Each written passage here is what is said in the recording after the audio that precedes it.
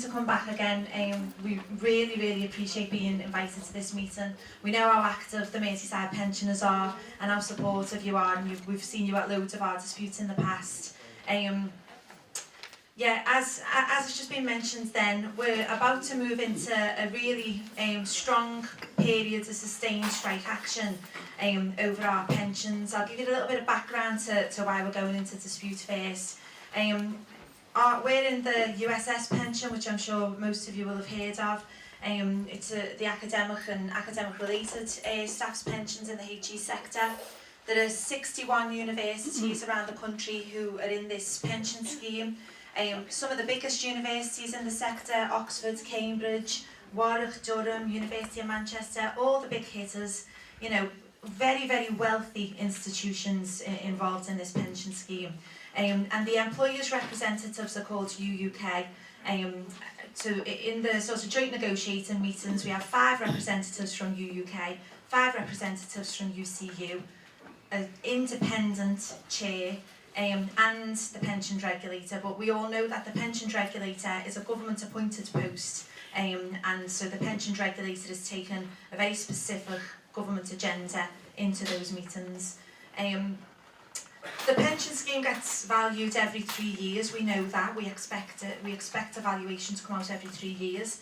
And in September this year, they came out with the new valuation, and they said that there's an 18% deficit in the pension, and therefore there has to be some proposals to change. When UCU brought in a group of actuarials, first actuarials they're called, and asked some of our academic members and some of the experts in that field to look at the proposals that UUK were coming up with. They said that if we were to look at the finances using a different methodology, there would be no deficit. So our initial approach was to say, can we use an alternative methodology? You know, look, there's some experts in the field here telling us that this doesn't have to be the case. We know that you're telling us, the employers are telling us that they can't afford to make extra contributions. We don't want our members to make extra contributions, but why are we panicking if there is no deficit? Let's look at this differently.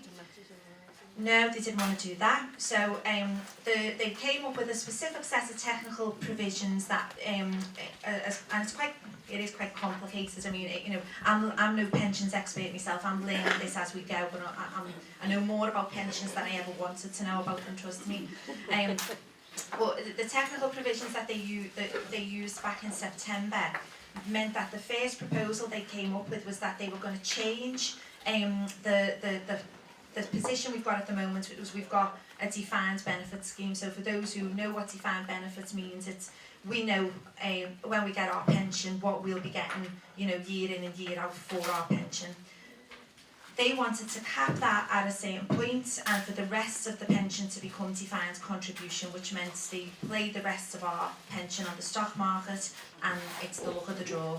And depends on, you know, looking at the news this week at the stock market, I wouldn't bet, you know, I wouldn't put a 10 pence each way on the stock market myself. And the way it turns out then, so we then started moving towards the ballot because we didn't want to lose any of our pension to defined contribution. So we started saying no, you know, talk to our members about balloting. Then in November, the pensions regulator went into another meeting with the JNC and said that the assessment UUK had made at that point was wrong. They said the covenant, so the covenant is all of the assets that all of those wealthy institutions own, all of the land, all of the buildings, all of the artwork, you know, all those things were not strong enough for us to base those proposals on. And actually that our pensions were even more at risk than UUK initially thought. So UUK then went away and rethought the proposal and said, actually, we want to move now from any defined benefit pension scheme into 100% defined contributions. We cannot live on 100% defined contribution pensions. So it is absolutely, you know, beyond, a joke that they would expect our membership to accept that proposal. So obviously then, you know, the mobilisation of the membership, you know, moved in earnest. Then people who I've never seen at a union meeting in my life were at union meetings, you know, banging about the fact that they don't want to lose their pension, which they've got every right to do. So we've massively mobilised. You all know yourselves in this room that because the anti-trade union laws are now in, we've got to meet a 50% turnout in any kind of national ballot for us to take strike action.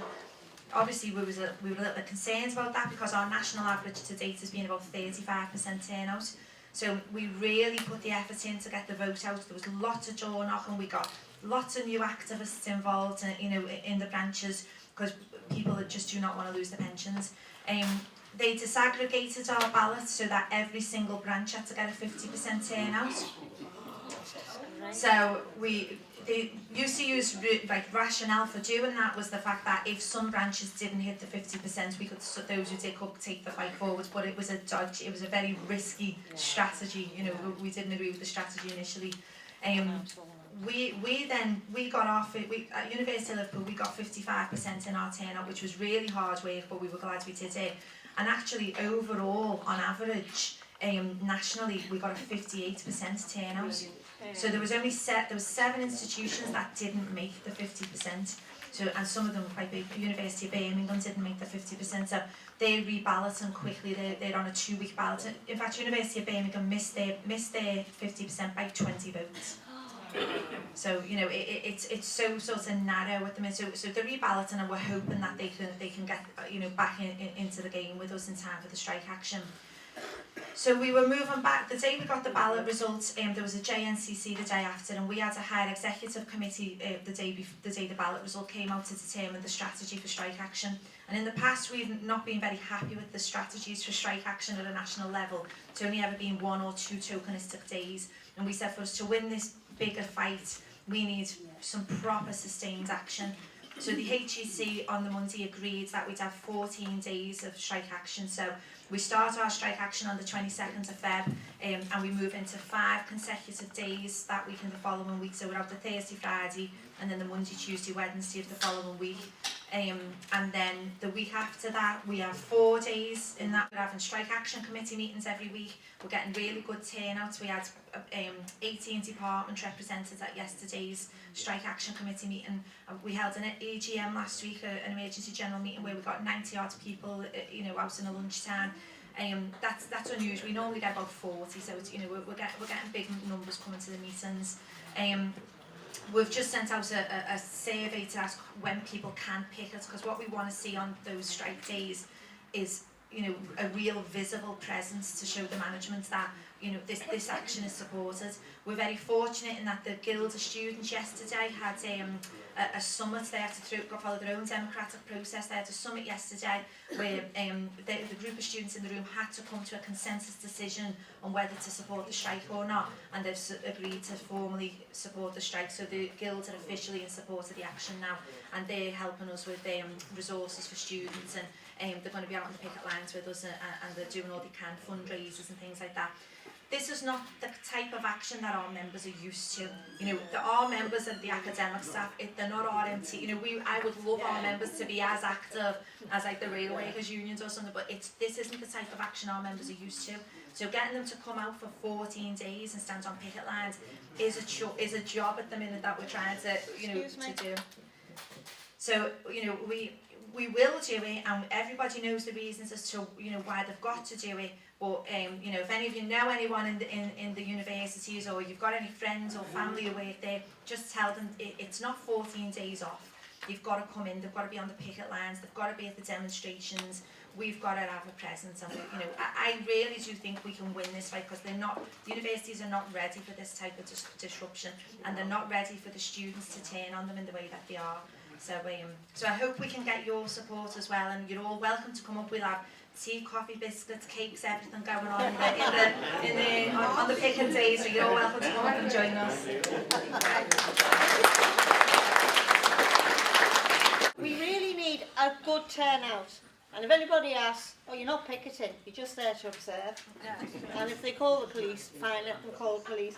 I'd just finally like to say thank you to Jo, and just say one thing about my experience in the NUT.